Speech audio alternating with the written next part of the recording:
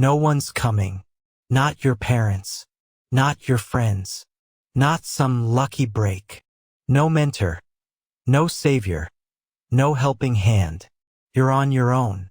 And the sooner you accept that, the sooner you'll actually start living. Every time you wait for help, you lose time. Every excuse, I don't know how, it's not fair, I'm tired, is another chain you wrap around your own legs. You keep hoping someone will show up and fix everything, but no one is losing sleep over your failure. But you.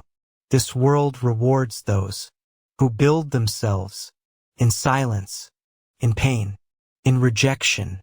You want to be respected. Save yourself. Earn your value. Show up when it's hard. Stand tall with no applause, because that's the only way it ever worked. And deep down, you know it. No one is coming to save you, but you can become the one who saves yourself. Or you can sit and rot waiting. The choice was always yours.